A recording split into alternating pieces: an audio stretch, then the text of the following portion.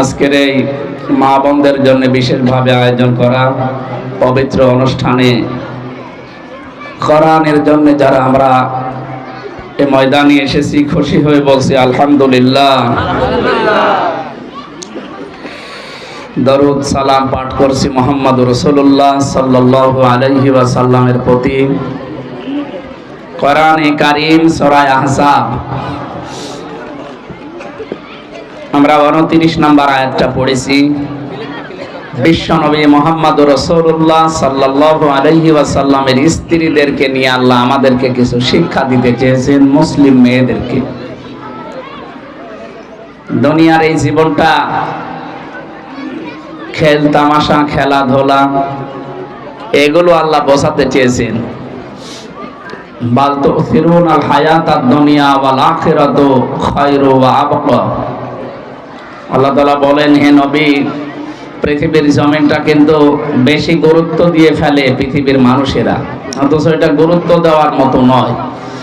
তামাম দুনিয়ার মূল্য আমি আল্লাহর কাছে যদি একটা মশার ডানার মতো হতো, একটা কাফের অবিশ্বাসীকে আমি এক ঢোক পানি পান করতে দিতাম না। এ বিষয়টা যতদিন পর্যন্ত নারী পুরুষের কাছে ক্লিয়ার না হবে, ততদিন আখিরাতের প্রতি মায়া মহব্বত আমাদের বাড়বে না।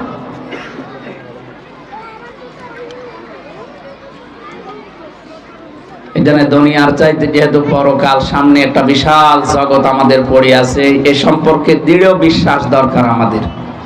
আমি সহ যারা এসেছি, নারী হোক পুরুষ হোক, প্রত্যেকের দরকার সামনের জীবনের জন্য বিশাল প্রস্তুতি। কারণ আমার সামনে যে জগৎ পড়ে আছে, এই জগতে কেউ কারো হবে না। প্রত্যেকের জন্য নিজেই সেই দায়ী থাকবে, কেউ কারো বোঝাও বহন করবে না। ওয়ালা তাজিরু ওয়াজিরাতু উযরা উখরা। চোখ বন্ধ হওয়ার পরে আপনার বোঝা আর কেউ বহন করবে না, নিজের বোঝা নিজেকে বহন করা লাগবে। সুতরাং এই দুনিয়ার জীবনে যে যার সাথে যতদিন আছি, এই সম্পর্কগুলো আমরা ঠিক রাখি, অটুট রাখি, কারণ আমার আখিরাত দরকার। আমি আমার স্ত্রীর সাথে ভালো ব্যবহার করি এই কারণে, কারণ আমার এই ব্যবহারের কারণে আখিরাত তৈরি হয়। আমি আমার বাবা মার সাথে ভালো ব্যবহার করি এই কারণে, কারণ এইটার দ্বারা আমার আখিরাত তৈরি হয়।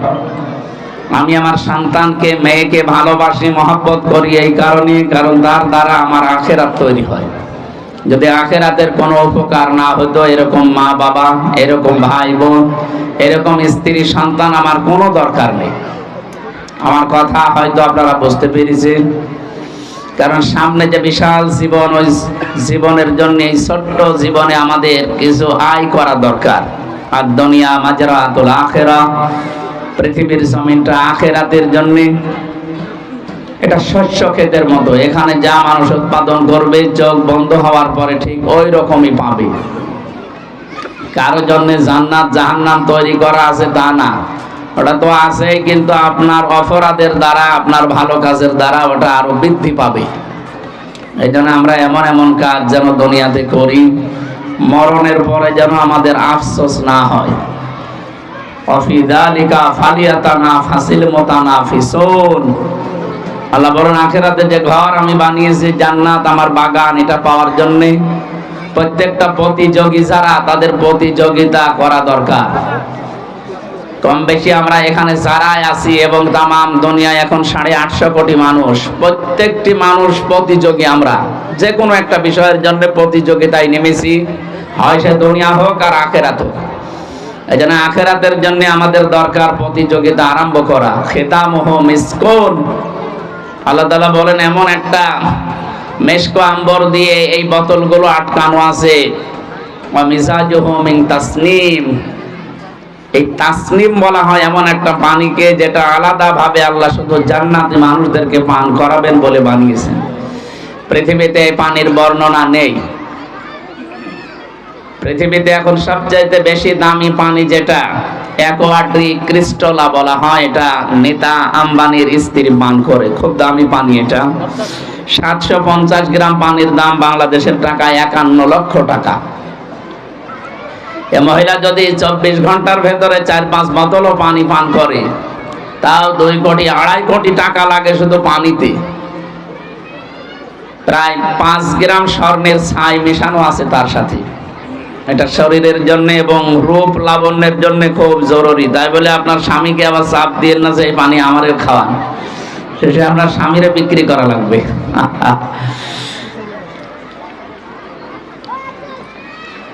মুকেশ আম্বানি পুরা ইন্ডিয়ার ভেতরে ধনীর তালিকায় আছে, তো তার স্বামী আর আপনার স্বামী তো আর এক না। আপনার স্বামীকে তো জবাই করে ছিঁড়ে ফেললেও 5 টাকা হবে না, আর তার স্বামী এই পৃথিবীতে নাম করা ধনীর তালিকায় সে একজন।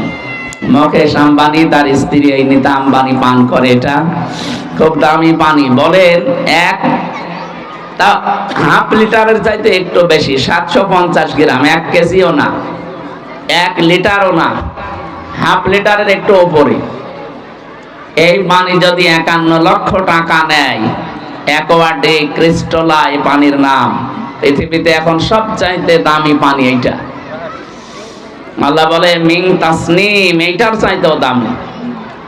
মিং তাসনিম যেটা আমি বানিয়েছি, এটা যদি তামাম পৃথিবীর সবকিছু বিক্রি করা হয়, এর 1 গ্লাস পানির দামও হবে না। আইনা ইয়াশরাবু বিহাল মুকাররাবুন, এটা পান করা হবে ওই মানুষকে যে মানুষগুলো আল্লাহর নিকটবর্তী বান্দা। এইজন্য আল্লাহর নিকটে যাওয়া যায় কি করে, সেই কাজ দুনিয়ার এই ছোট্ট জীবনে আমাদের যদি বুদ্ধিমান হয়ে থাকি আমাদের করা দরকার। না আমরা যারা এসেছি, আমরা সম্মানিত মা বোনদেরকে সম্মান মর্যাদা জানাচ্ছি, ধন্যবাদ দিচ্ছি। আপনারা পরিবারে একটা অসুস্থ, বিশেষ করে দুনিয়ার দিক থেকে যারা অসুস্থ, যাদের কলব অন্তর মারা গেছে, এরকম স্বামীকেও আপনারা সুস্থ করে তুলতে পারেন। সেদিন এক মাওলানা বলছিল তার এক মামা সম্পর্কে কোনো কাজ নেই, কাম নেই, শুধু ভব ঘুরে ঘুরে বেড়ায় আর জুয়া খেলে। এরকম একটা স্বামী খালি পকেটে বাজারে গেছে, কিছুক্ষণ পরে বাজার থেকে ঘুরে এসেছে 4 ব্যাগ বাজার নিয়ে। উনি ডাক দিয়ে বলছে, দেখেন আপনি আজকে খালি হাতে বাজারে গেলেন, টাকা পেলেন কোথায়? যা বাজার নিয়ে এসেছেন এটা তো কমপক্ষে 7-8 হাজার টাকার বাজার হবে। উনি বলছে, আমি জোয়া খেলে 10,000 টাকা জিতেছিলাম, ওই টাকা দিয়ে বাজার করেছি। স্ত্রী বলছে, না আপনি এই বাজার নিয়ে ঘরে ঢুকতে পারবেন না, ওখানে দাঁড়ান, কারণ এই খাবার আমি এখন রান্না করলে 2 জন তৃপ্তি সহকারে যদি খাই, এরপরে যে সন্তান আমাদের পেটে আসবে, ওই সন্তানটা জন্মগতভাবে হারামখোর হবে। সম্মানিত মা বোন যারা এসেছেন, আপনি লক্ষ্য করেন কি বললেন এই মহিলা, এই বিদেশী এই নেককার মহিলা, একটা স্বামী তার জুয়া খেলা, এরকম একটা স্বামী পেয়েছে কপালে। একে ভালো করার জন্য ওই দিন তিনি শক্ত হলেন না, আপনাকে আমি ঘরে ঢুকতে দেব না, কারণ আপনার এই খাবার খেয়ে আমার পেটে 10 মাস 10 দিন একটা সন্তান বহন করা লাগবে। এটা তো হারামখোর হবে জন্মগতভাবে। একটা হারামখোর মানুষকে আমি জন্মগতভাবে 10 মাস 10 দিন পেটে রাখতে আমি রাজি না।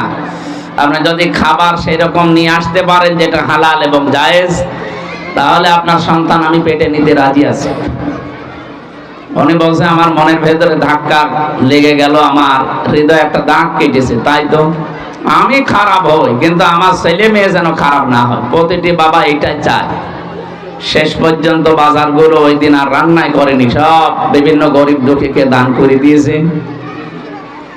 এবং ওই রাত থেকেই তারা পরিশ্রম করা যতটুকু যার সাধ্যে আছে, এতদিন ভব ঘুরে লোকটা কাজ আরম্ভ করে, এই দেখেন একটা দুনিয়ার অসুস্থ স্বামী বলা হয় কি, দুনিয়ার দিক থেকে তাকে সুস্থ করার জন্য স্ত্রীর শুধু এতটুকু কঠোরতাই যথেষ্ট। আজ হাজারো স্ত্রী যদি একটু চাইতেন, তাহলে আপনার স্বামী অন্তত বাম হাতের ইনকাম বন্ধ করে দিত, যে যতটুকু আছে এটাই আমার যথেষ্ট, দুনিয়ার জীবন আর কি, আজ হোক কাল হোক বিদায় তো নেওয়াই লাগবে।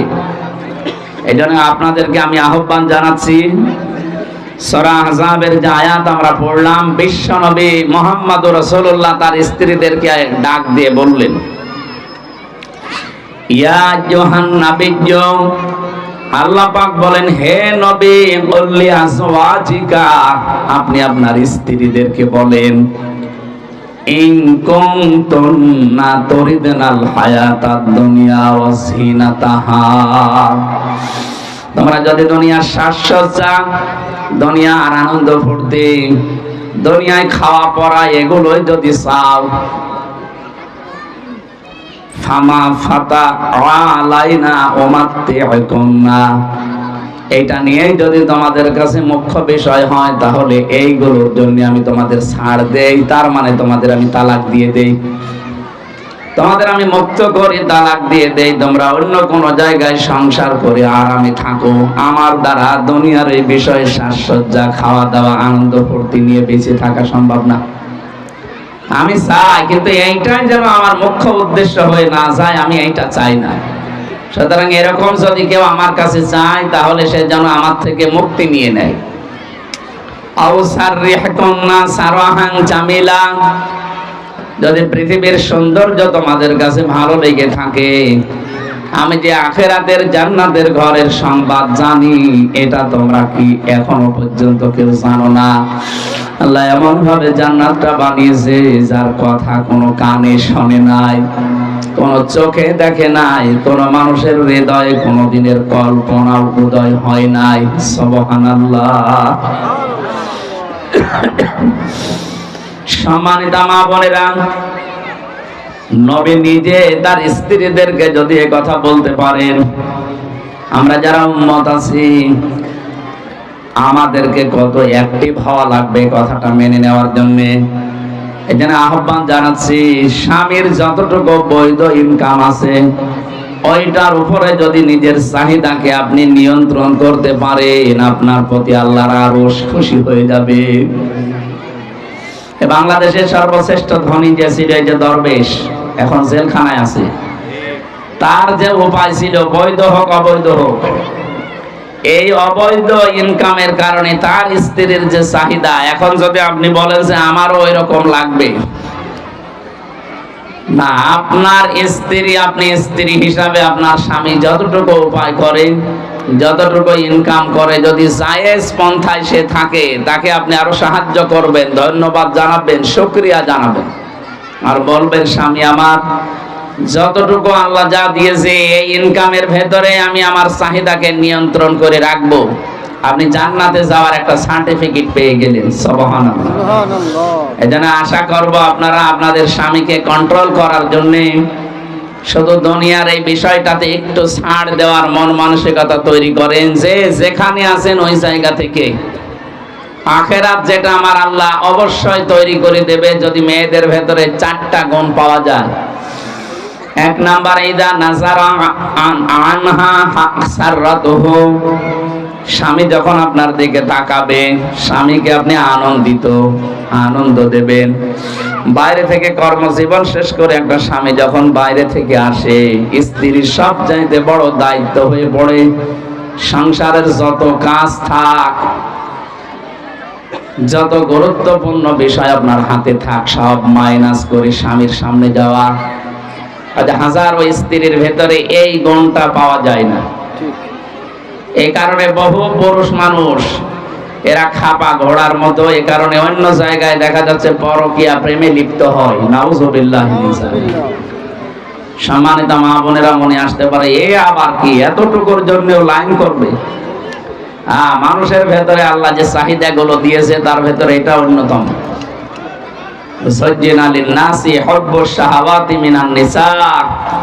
পৃথিবীতে আল্লাহ আকর্ষণ তৈরি করে দিয়েছে, এই পৃথিবীর যত সম্পদ আছে তার ভেতরে 1 নম্বরে নারীর প্রতি।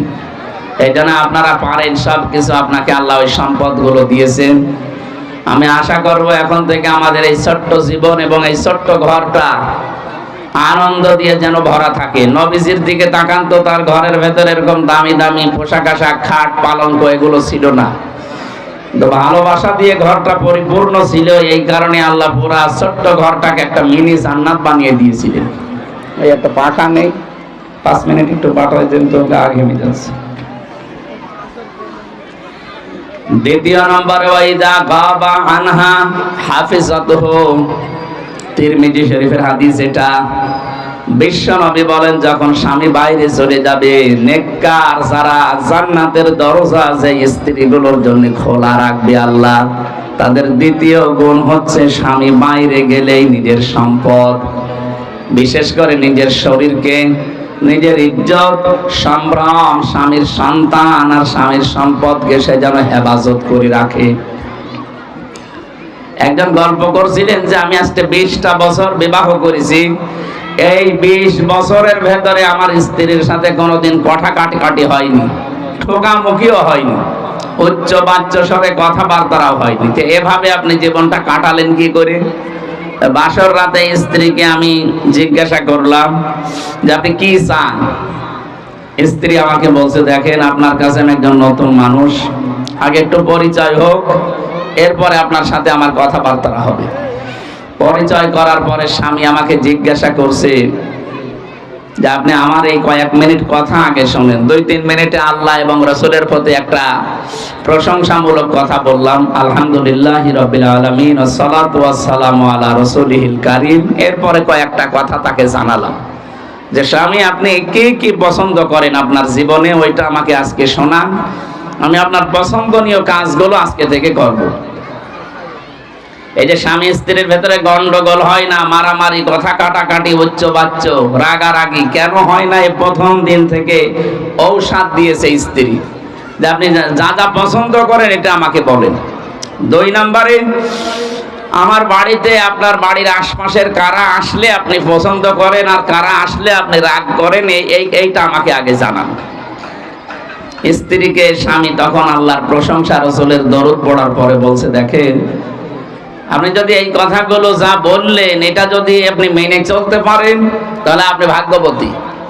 1 নম্বরে, আমি এই জিনিসগুলো পছন্দ করি, তার ভেতরে অন্যতম আমি চাই যে বেশি সময় আপনি বাবার বাড়ি যেয়ে থাকেন, এটা আমি পছন্দ করি না। অনেক স্বামী হয়তো মুখে ফুটে বলতে পারে না, স্ত্রী দেখা যায় যে বছরের পর বছর, মাসের পরে মাস বাবার বাড়িতে পড়ে আছে।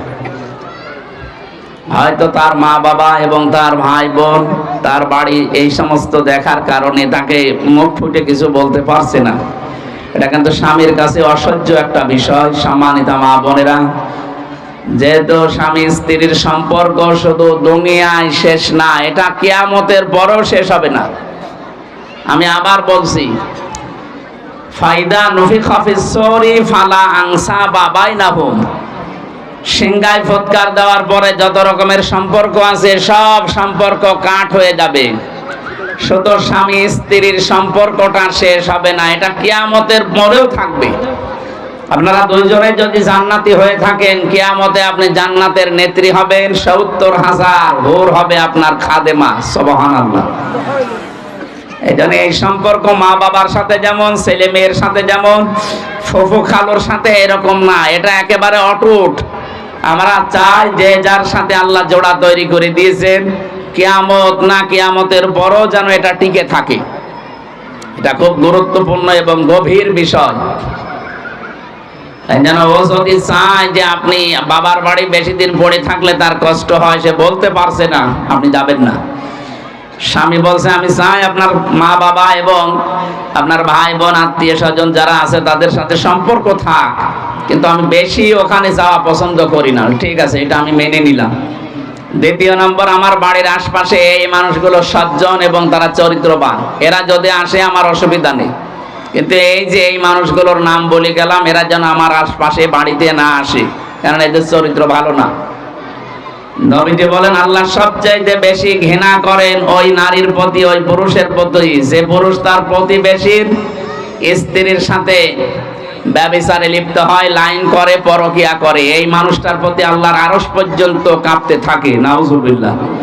ওই মহিলাকে আল্লাহ সবচাইতে বেশি ঘৃণা করে যে বাড়ির আশপাশে এবং দেবরের সাথে খোলামেলা ভাবে চলে। অনেকে মনে করে দেবর আমার ছোট ভাইয়ের মতো। কে বলেছে আপনাকে? বিশ্বনবী জানিয়েছেন দেবর হচ্ছে স্ত্রীর যারা ভাবি আছে তাদের জন্য এটা একেবারে মরণের মতো। মরণ দেখলে মানুষ যেমন ভয় পায়, দেবর দেখলে যেন এরকম ভয় পায়।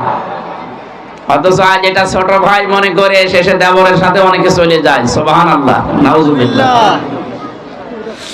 আল্লাহ আমাদেরকে যেন এই পাপ থেকে হেফাজত করেন। আল্লাহর কাছে আপনি ঘৃণিত হয়ে যাচ্ছেন, নিকৃষ্ট হয়ে যাচ্ছেন, আর কিয়ামতে আপনার এই আকৃতি আর থাকবে না। যত সুন্দর করে ফ্রেশ ওয়াশ বা বিভিন্ন জিনিস আপনারা দেন, যা একটা কিছু দিয়ে আকৃতি ঠিক রাখা যাবে না যদি আপনার চরিত্র স্বামী বাড়ি থেকে চলে গেলেই খারাপ হয়ে যায়। স্বামী বাড়ি আসলে মনে হয় ফেরেশতা হয়ে গেছে, বাইরে চলে গেলে ওর চরিত্রটা আবার প্রকাশ পায়। এত খারাপ, এত নিকৃষ্ট, যাদেরকে স্বামী পছন্দ করে না তাদেরকে ও ঘরে নিয়ে আসে, তাদের সাথে মোবাইলে গল্প করে। এটা হারাম, হারাম এবং হারাম। এটার কারণে আজ হাজার হাজার পরিবার, এটা তো শহর এলাকা, রাজধানীর বুকে আছে হাজার হাজার পরিবার। আমি অনেকের খোঁজ খবর জানি, বড় বড় মানুষের সাথে আমি মিশেছি। বাংলাদেশে যারা 10 জন ধনী তার 5 জনের সাথে আমার মিল আছে। এদেশে আকিস গ্রুপের উপরে ধনী আছে, আর রংধনু গ্রুপের উপরে ধনী আছে।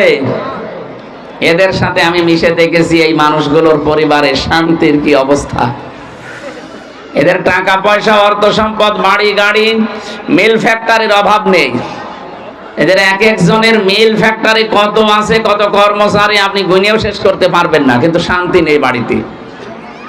এই কারণে নেই, কারণ স্বামী বাইরে গেলে তখন স্ত্রীগুলো এই আমলটা আর করে না। নবীজি বলেন ওয়াইদা গাবা আনহা হাফিজাতুহু, স্বামী বাইরে গেলে নিজেকে কন্ট্রোলে রাখা লাগবে, এটা নেককার স্ত্রীর গুণাগুণ। অথচ ও দিন পায়, মোবাইলে হোক আর বাইরের মানুষ নিয়ে এসে হোক, উল্টা পাল্টা কাজে লিপ্ত হয়। আল্লাহ হেফাজত করুন, আমিন। অতঈনু আলা দীনি যাওজাতিহা, বিশ্বনবী বলেন জান্নাতের 8টা দরজা তো ওই মহিলার জন্য আল্লাহ খোলা রেখে দিয়েছে, যে মহিলা তার স্বামীকে দ্বীনের উপরে চলার জন্য সাহায্য করে।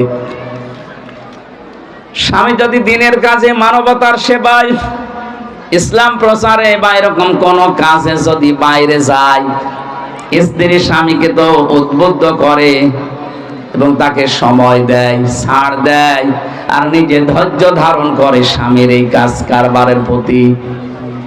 আজ হাজারো পরিবারে এইটা নেই। আরো স্বামীকে কন্ট্রোল করার জন্য, আটক করে রাখার জন্য নিজে তো সময় দেয়ই না, ওদেরকেও যেন সময় দেওয়া না হয়।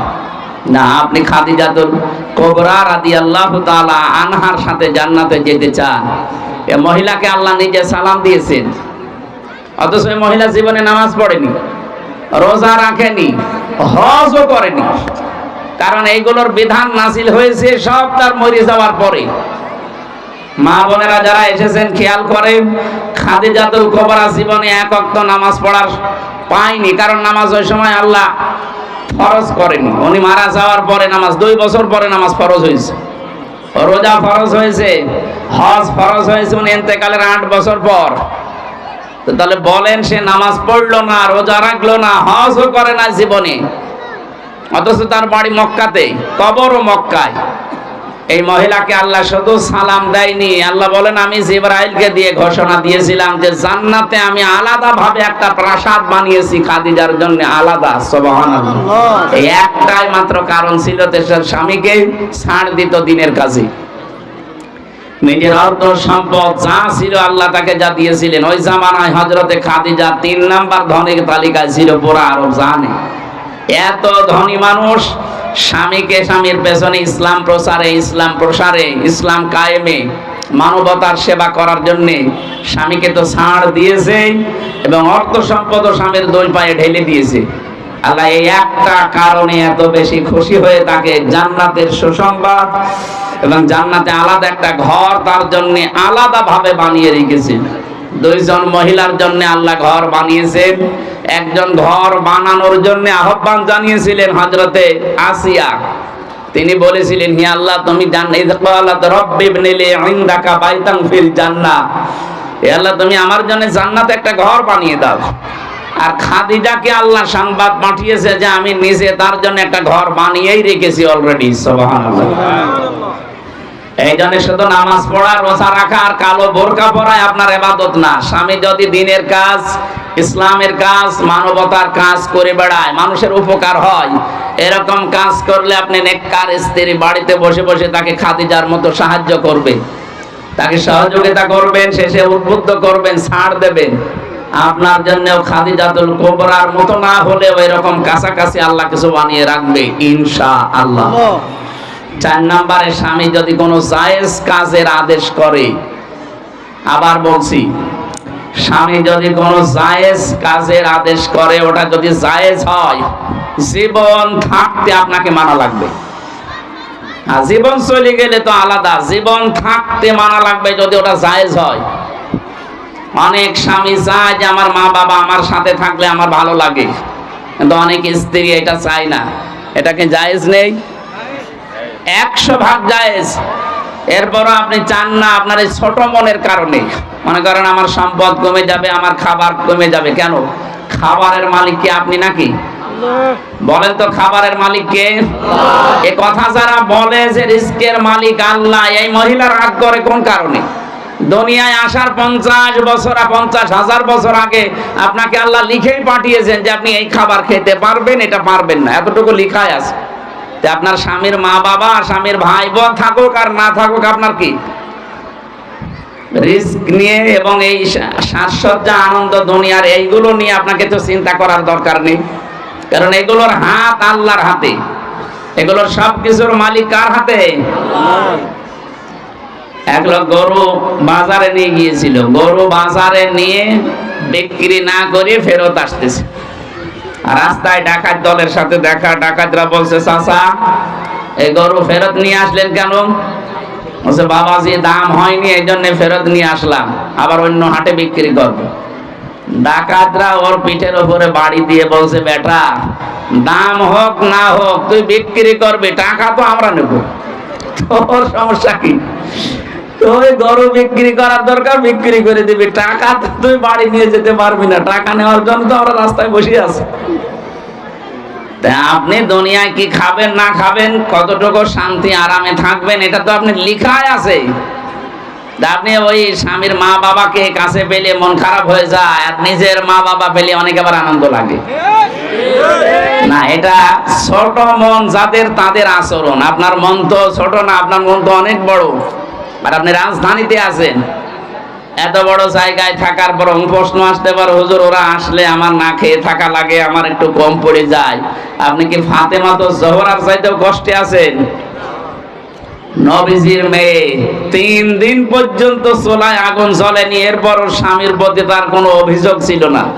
আর আপনার 3 দিন না, 3 বেলা খাবার যদি না হয়ে যায়, উল্টা পাল্টা ধারণা করেন স্বামীর প্রতি।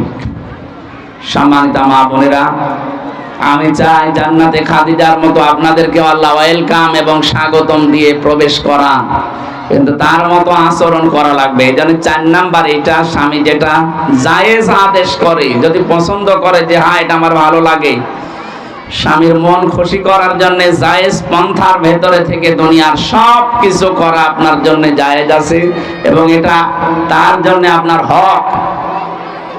এই হক আজ পরিবারে, বহু পরিবারে আদায় হচ্ছে না, আমরা জানি এবং শুনছি বিভিন্ন জায়গায়। এই যে এই মহিলাটা বাসর ঘরে স্বামীকে ডাক দিয়ে বলেছিলেন, স্বামী বাইরে থেকে আপনি এই মানুষগুলোকে পছন্দ করেন না আমার বাড়িতে আসতে, আমি গ্যারান্টি দিচ্ছি এদেরকে আমি আসতে দেব না। স্বামী বলেন, এই কথার উপরে যদি টিকে থাকতে পারো, এর উত্তম যে পুরস্কার আল্লাহ তোমাকে দান করবে। ঠিক 20 বছর স্বামী স্ত্রীর ভেতরে ঠোকামুখিও হয়নি, শুধু এই কথাগুলো মেনে নেওয়ার কারণে। আজ আমাদের পরিবারে ঠোকামুখি হয় এই ছোটখাটো বিষয় নিয়ে। আল্লাহ আমি সহ যারা এসেছি প্রত্যেককে এগুলো মেনে চলার যেন তৌফিক দেন। যারা আজ 3 দিন কথাবার্তা বন্ধ করে থাকেন দুনিয়ার কোনো বিষয় নিয়ে মারামারি ঝগড়াঝাটি করে, আপনি যদি নামাজও পড়েন, রোজাও রাখেন, এরপরে যদি মারা যান, 3 দিনের ভেতরে আপনি বেঈমান হয়ে মরবেন, ঈমান পাবেন না। অথচ কত হাজারো মহিলা 3 দিন না 3 মাসে কথা বলে না স্বামীর সাথে। কি বিষয়? একটা শাড়ির দাম কম হয়েছে এই কারণে। নাউজুবিল্লাহ। আমি জানি ঢাকাতে যারা দাঁড়িয়ে, রাজধানীতে এদের মন তো ব্রড মাইন্ডেড, ন্যারো মাইন্ডেড না, এরা বড় মনের মানুষ, তো এদের মনে হয় গন্ডগোল নেই, এটা গ্রাম অঞ্চলে আছে। সম্মানিত মা বোন, আমাদের আসল টার্গেট যেহেতু আখিরাত। আল্লাহ তাআলা বলেন, ওয়াইন কুনতুন্না তুরিদুনাল্লাহ ওয়া রাসূলাহু ওয়াদ-দারাল আখিরাতা। নবীজি বললেন, তোমরা যদি চাও আল্লাহ এবং রাসূল এবং আখিরাতের ঘর যদি তোমরা তৈরি করতে চাও, ফাইন্নাল্লাহা আ'আদ্দা লিল মুহসিনাতি মিনকুন্না আজরান আযীমা। একজন আযানের জবাব দিয়ে দেন, একজন জবাব দিয়ে দেন, হয়ে যাবে। এজন্য মুহসিনা নারী যারা, নেককার মহিলা যারা, সবাই তো আর নেককার না। নেককার হওয়ার জন্য যে গুণগুলো বলছিলাম, এটা নেককার হওয়ার প্রথম ধাপ। স্বামী বাইরে থেকে আসলে তাকে আনন্দিত খুশি করা লাগবে, ব্যবহার আচার দিয়ে, কথাবার্তা দিয়ে। ও বাইরে গেলে নিজেকে হেফাজতে রাখা লাগবে। 3 নম্বরে স্বামী দ্বীনের কাজে, ইসলামের কাজে, মানবতার কাজে গেলে আপনি আরো তার উদ্বুদ্ধ করবেন, ছাড় দেবেন যেভাবেই হোক। 4 নম্বরে স্বামী যদি জায়েজ কোনো আদেশ করে যেটা ও পছন্দ লাগে, এইটা আপনার জীবন থাকতে মাইনে নেওয়া লাগবে। আল্লাহ 4টা কাজ যারা করবে তারা প্রথম ধাপে উঠবে। জান্নাতের 8টা দরজা আল্লাহ খুলে রাখবে, কিন্তু প্রবেশ করতে দেবে না। প্রবেশ করার জন্য আবার নামাজ লাগবে, কারণ এটার চাবি হচ্ছে নামাজ। মিফতাহুল জান্নাতি সালাহ। এর প্রথম ধাপে পাস করার পরে যদি জান্নাতে যাওয়ার আপনার উপযুক্ততা আসে, নামাজের দ্বারাই আসা লাগবে। এজন্য যারা নামাজ পড়েন না, 5 ওয়াক্ত নামাজ মাস্ট বি পড়া লাগবে। যদি শরীয়তের যে বাধ্যবাধকতা আছে এটা বাদ দিয়ে 3 দিন, 5 দিন, 7 দিন, 10 দিন শরীর অসুস্থ থাকে, এটার পরে যে 20 দিন, 22 দিন, 25 দিন, 27 দিন আপনি সুস্থ আছেন, মাস্ট বি আপনাকে নামাজ পড়া লাগবে। সাংসারিক কাজে বা অন্য কাজে যদি নামাজ পড়তে নাও পারেন, অন্তত ফরজ নামাজটা পড়ে নেবেন। না, ওর ডিস্টার্ব হয়ে যাচ্ছে। আমি মনে হয় শেষ করতে পারলাম না, আজকের মতো শেষ করে দিলাম। আগামীতে আপনারা মেয়েদের জন্য আলাদা ব্যবস্থা করেছেন তো জানতামই না। সম্মানিত মা বোনেরা, যতটুকু বললাম আল্লাহ আমাদেরকে আমল করার তৌফিক দিন, আমিন। আজানের সময় একটা দোয়া কবুল হয়।